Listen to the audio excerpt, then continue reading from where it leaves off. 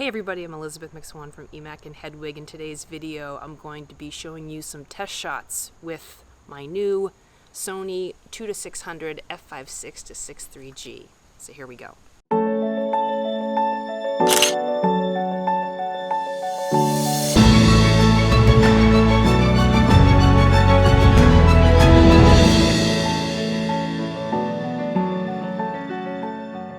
A few weeks ago, I got my new Sony 2-600 lens, and so far I've just had a blast shooting with it. It's just a super awesome lens. If you missed my unboxing video, I'll throw it in the description below. In that video, I mentioned that I was probably going to replace the lens foot, and I did right here. This is the Wimberley AP620.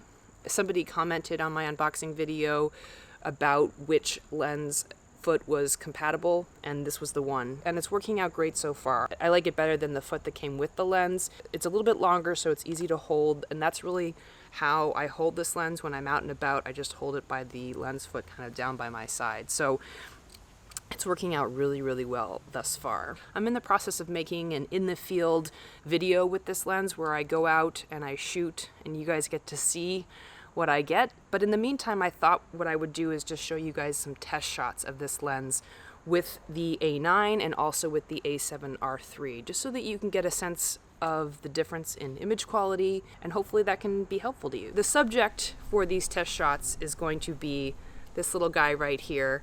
I'm going to mount him onto a tripod and we'll see what we can get with him. All right, so here we have my test shots that I took of my little owl stand-in. Before I start, I just want to say that these shots that I'm going to show you, the exposures aren't all consistent. The light was going in and out of clouds, and I thought that it was better if the ISO stayed the same with these two cameras as opposed to the exposure being the same. I tried to match it up as best I could, but it was just really hard. And with some of these shots that I'm going to show you, my shutter speed was really slow. So I didn't want to get it into a situation where it was just going to be really hard to get a sharp shot, even though I was on a tripod, because the shutter speed was so slow. I'm also going to be posting a link to these shots in the description below so you guys can download them and look at them and manipulate them. All of the shots that I'm going to be showing you today are completely unedited, with a couple of exceptions. There was this dust spot in a few of these shots that was really annoying me, so I did take it out. But no edits have been made in terms of exposure or saturation, sharpness, nothing like that. The only thing that I did was take out a few spots in these shots. So I'm just going to show you these shots and give you some information, some stuff that I learned as I was doing this, and hopefully it's helpful. I'm going to start with this first shot here. This is taken with the A7R3, and I took this from about 14 feet away. With every shot, I would punch in on my viewfinder, and I would focus on the eye, on this eye here, and take the photo. Most of these shots, I took the photo with a 2-second delay timer, especially with the ones that got really slow. I got down to like 1/50th of a second. And so I just wanted to really make sure these shots were sharp so that they could be easily comparable. And this looks pretty good. You get a lot of definition in these hairs here. It's just really, I just really think it's great. The depth of field, as you can see, is really shallow at 6.3. A lot of these feathers are out of focus, but the stuff that is in focus, I think just looks really great, personally.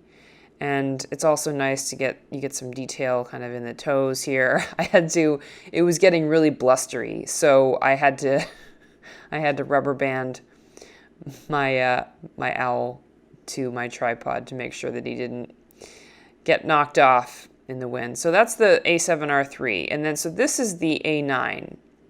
Something that I noticed here, even though these frames are exactly the same, how much I punch in when it's a 1-to-1 ratio differs slightly, and I think it has to do with the resolution, because this shot has more resolution than the A9, so that's just something interesting to note. So it makes it a little bit difficult for me to really compare these two shots in Lightroom, but I also think that this looks great. You get very similar detail in the hairs, and I think it just looks really sharp. And if you come down to the feet, so this is the A7R3 feet, and then that is the A9 feet. And I actually think, no, I think that the detailing in the leg here is actually a little bit better on the A9. But then again, you know, it's tough to really be able to tell because because we're a little bit further away, right? With the A9, it seems. I did want to, yeah. So if you look at the detailing in these feathers versus in this, I think that both look really good. So the next shot here, this is of, actually, why don't we start with this one? This is with the A7R3 again. We're going to start with the A7R3 and then go to the A9. And as you can see, this is significantly underexposed when you compare it to the exposure I got with the A9. So I'm just going to, just so that you guys can see, when I provide the link in the description below, I will include these unaltered. I'll kind of reset them. So we're going to just warm this up a little bit just so that it looks more similar to, just going to bump this up a little more, to the A9 shot. And since the Sony cameras are ISO invariant, I'm really not that concerned about the added noise with the A7R3. But let's wait for it to render here. There we go. And so again, this was taken from the same distance. This was taken from about 14 feet away, maybe a little bit more. And I mean, I just think that for this lens to have a teleconverter on it, I mean, I think it looks pretty good. You know, I really do. A lot of this is out of focus, as you can see here, just because even though we're at f9 now because of the light, it's really still behaves in terms of depth of field like a 6.3 lens, and it's especially shallow because I'm relatively close. And if we go to the A9, the A9 also looks good.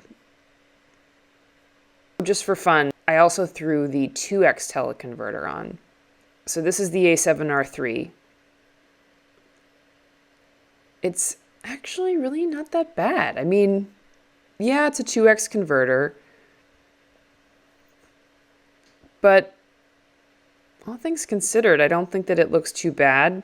I don't know if I would really do this in real life unless I was in a really specific circumstance, which I'm not really even sure what that is. But at f13, the aperture is so tiny. And as you can see, these are the shots that I'm at 1/50th of a second. It just is so small. And even though this looks pretty good in terms of exposure, you know, ISO 250, I could be at like ISO 800 and kind of be in a doable shutter speed in most circumstances. I have photographed birds at 1/50th of a second before, but I don't know if I would really use the 2x teleconverter. And then this is the shot again. This is the shot with the A9, and again I missed a spot. You can see. Again, the exposure is very different. So we're just gonna, for the purposes of this, we're just gonna bump it up a little bit, and we're gonna warm it up a little bit, so it's a little more. I mean, you can see the difference, but it's a little bit better. If you look at the histograms, they're a little bit more similar. And again, I actually think that this looks a little bit better with the A9. It's a little sharper than it does with the A7R3. But I don't know, it could just be because we're just that much closer with the A7R3. So those are some comparisons. One thing that I really thought was interesting was that the camera did autofocus at f13 with this 2x teleconverter and with the 1.4x teleconverter. And when I was shooting with Canon, I don't know what the current aperture is that where you lose autofocus. But when I was shooting with Canon, it was at f8. So the fact that the Sony cameras can autofocus with a 2x teleconverter at f13 is really impressive to me. But maybe that's more run-of-the-mill now. So one last thing I wanted to show you guys, all of the photos that we've seen so far, This being without a teleconverter, full body shot, but with the 2:6, you can actually get closer than this. And I talked about this a little bit in my last video that I did about things to think about when you're buying a wildlife lens. I talk about minimum focusing distance. The distance to the subject that we've been looking at so far have been from roughly the 600 millimeter f4 minimum focusing distance. But the 200 to 600 can actually get you even closer than this. So this is the shot that you could get with the 600 f4. This is the shot that you can get with the 200 to 600. This is at about 8 feet. And granted, this is a really short distance from a bird, especially a wild bird. And you may not get this close, but you may get this close to birds. If you can get a bird 8 feet away from you, you can get it to better fill the frame. And so that is what this shot is with no teleconverter versus this one here, where you're a little bit further away. If you like to get birds a little closer, or if you're photographing smaller birds, certainly this is really, really enticing, at least to me. And just to give you guys a sense, so this is the shot. I don't know why I left so much headroom with these shots, but this is the shot with the 1.x teleconverter. So if you were working with, say, a 600 f4 with a teleconverter at 840 millimeters, it's about the same, I think, as being able to get a little closer. The point I'm making here is that you can do some really awesome things with this lens, despite the fact that it's not as fast. But if you wanted to throw a teleconverter on there, this is what it looks like with a 1.4, and then this is what it looks like with a 2x. And this is with the A7R3. So if we do it with the A9, I will say that these test shots are really for image quality purposes only. So there's a lot that's really not coming into play here. Things like AF speed, how well the optical stabilization does, those kinds of things. This is really no measure for anything like that. But hopefully you guys get a sense of what the image quality from these two cameras looks like. And I think with the new A7R4 coming out, the image quality is going to be even better. So super excited about that. Thanks so much for watching, everyone. I hope this video was helpful to you. If you like it, please give it the thumbs up. Please subscribe to my channel. It would really help me out a lot. You can also find me on Instagram. I post a lot of my work on Instagram, so please feel free to follow me over there. And there's also Patreon. For as little as $2 a month, you can get early access to videos like this, along with a bunch of other really cool stuff. So I hope you check it out. And until the next video, everyone, take care, happy adventuring, happy shooting. See you later. Bye.